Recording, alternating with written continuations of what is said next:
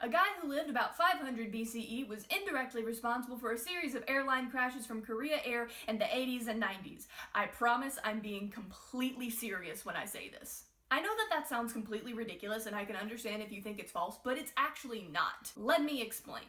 So, around 500 BCE, there was this guy named Confucius. He started the religion of Confucianism. Now, Confucianism and Taoism are very important to the culture of Eastern Asian countries, kind of like how the Greeks are really important to Western culture. A lot of the stuff that the Greeks came up with is what our society is founded on, and that's kind of how it is for East Asian countries when it comes to Confucianism and Taoism. Now, the basis of Confucianism is all about relationships.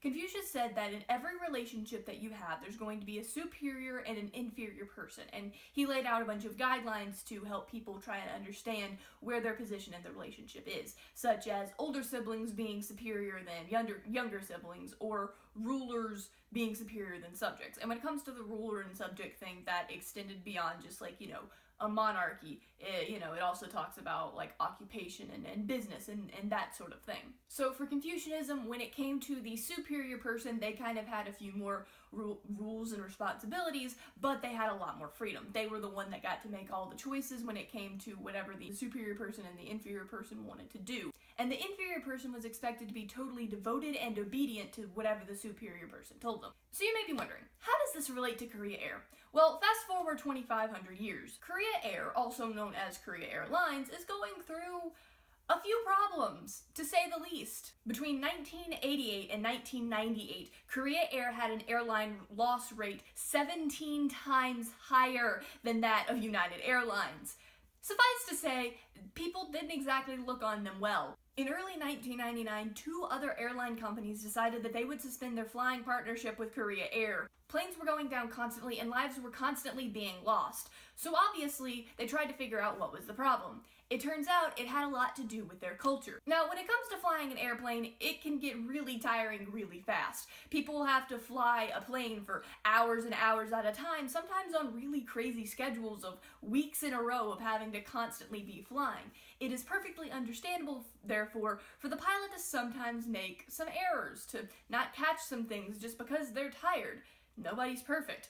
This is the reason for the co-pilot. They're there to kind of catch some of those problems. The thing was, this kind of backup system apparently wasn't working too well for Korea Air. This is because in their culture, the pilot was considered superior and the co-pilot inferior. Therefore, the co-pilot was supposed to be utterly devoted and respectful to the pilot, to the point that if a co-pilot was too disrespectful to a pilot, pilots had been known to full-on slap their co-pilots in the face. This meant that co-pilots speaking up was kind of a rarity. So if there was a problem and a co-pilot caught it, it had been known for co-pilots to not say anything or to address it in a way that the pilot would just kind of dismiss, because it wasn't brought up as something of serious concern that the pilot needed to listen to the co-pilot. Another problem was that when in communication with the airline towers, pilots wouldn't always speak up when they needed to about whatever problems they were having. Airline towers can be very difficult to manage because you've got just a couple of people trying to listen in to a bunch of different people all talking to them at once. So if you have a problem, you have to figure out how to butt your way ahead of the line and get people to listen to you. And again, in a culture of respect, that didn't really happen all that much. So there had been instances where airplanes were low on fuel and were just circling around a runway waiting to be able to land, and nobody knew about it because the pilots weren't willing to be disrespectful to the point of trying to make sure somebody in the tower heard them. And all of this entire culture of respect, stems from Confucianism. The idea of co-pilots supposed to be utterly respectful and devoted and obedient to their pilots is a direct result of one of the relationships that Confucius laid out, that of ruler and subject. Now obviously you can't say that Confucius was directly responsible for all of these different crashes because a bunch of different factors came into play when it came to these airplanes going down. There were a bunch of different reasons why some people crashed, such as the lights for the runway being out or ice being on the wings not being noticed.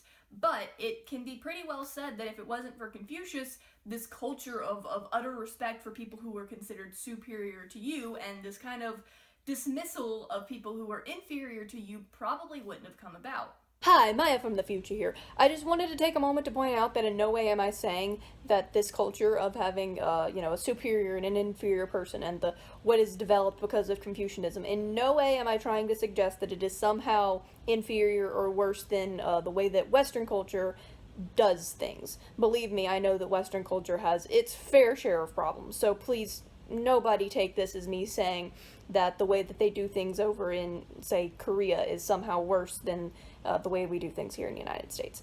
Just wanted to point this out and make that clear. Okay, Maya from the past, take it away. So it's entirely possible that if the teachings of a guy who had lived in 500 BC hadn't become so widely popular across East Asia, Korean Airlines might not have had the problems that it did. I know that this video is a little bit different from most of the stuff that I normally do, but this is something that I sort of recently learned about in one of my classes, and I thought it was really interesting, and I wanted to share it. If you like this sort of thing, I can find plenty more weird history to talk about. Be sure to like, comment, and subscribe. Bye now.